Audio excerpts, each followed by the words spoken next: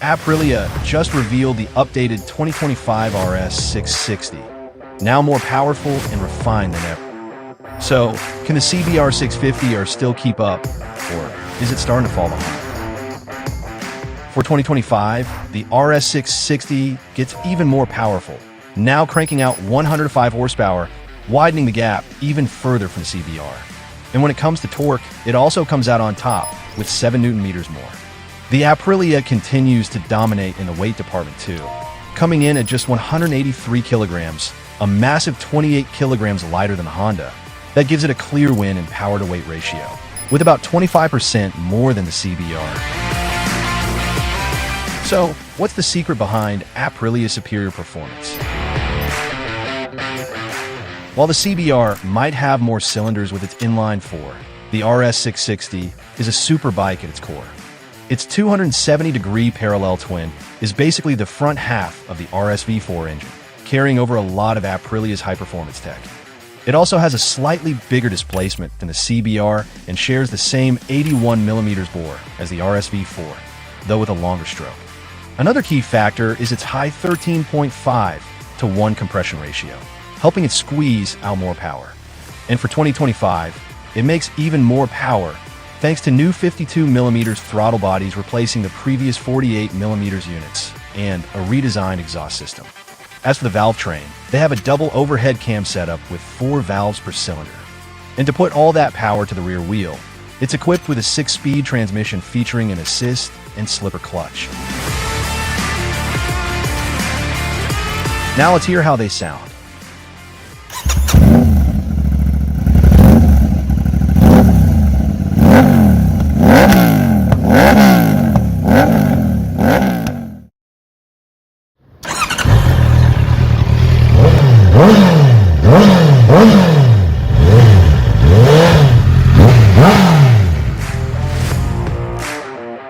The CBR comes in 2 colors, Grand Prix Red and Black. The RS 660 also comes in 2 color options, but with a more vibrant touch, Blue Marlin and Venom Yellow. When it comes to electronics, the Aprilia is in a league of its own. It comes equipped with a 6-axis IMU, unlocking advanced rider aids like cornering ABS and wheelie control. And the best part? Almost everything comes standard: ride-by-wire throttle, multiple ride modes, traction control, engine brake control, cruise control, launch control, and a bidirectional quick shifter. The CBR, on the other hand, keeps it pretty basic with simple traction control. If you want an e-clutch or a quick shifter, you'll have to pay extra. Both bikes come with a TFT display, but multimedia is optional on the Aprilia. Chassis-wise, this round goes to the Aprilia. Both bikes have a perimeter frame, but the RS 660s is made from lightweight aluminum, while the CBR uses steel. Forefront suspension, the CBR show a fork isn't adjustable at all, while the Aprilia gives you preload and rebound adjustability. And at the rear, the RS 660 comes with a fully adjustable monoshock, whereas the CBR only lets you tweak preload. As for brakes, the RS 660 gets Brembos. Sure, they're not top-of-the-line style moss, but they're still Brembos, while the CBR comes fitted with Nissan calipers.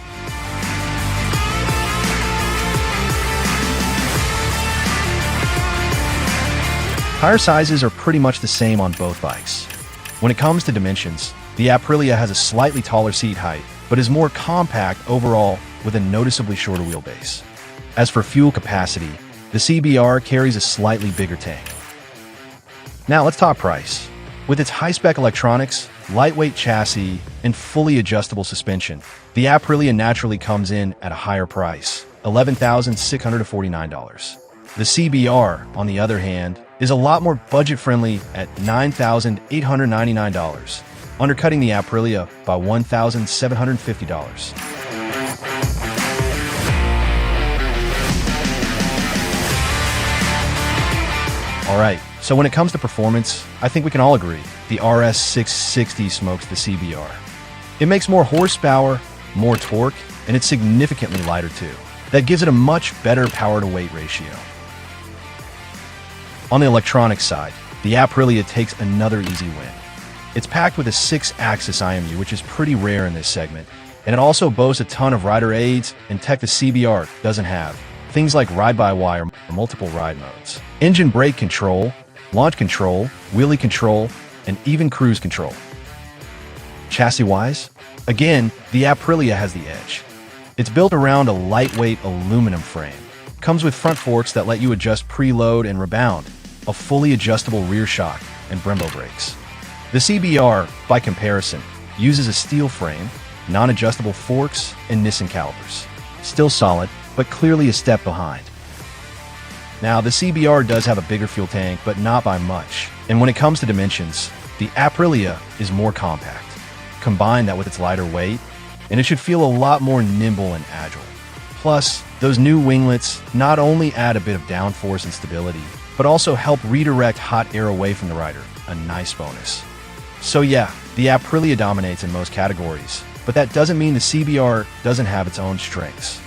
With all those high-end components and tech, the Aprilia naturally comes in at a higher price, $11,649, which is $1,750 more than the CBR. And being an Italian bike, it's also generally more expensive to maintain. When it comes to reliability, this is where the Honda really shines. The CBR is a proven, well-tested, while the RS had its share of issues, especially in the early 2020 and 2021 models. It's definitely improved over the years, but it's still not quite on the same level as the Japanese. Also, let's not forget, Honda's dealer network is much stronger, and for a lot of riders, that makes a big difference. So, is the RS 660's extra power, tech, and premium parts worth the price tag? Or would you rather keep things simple, reliable, and affordable with the CBR?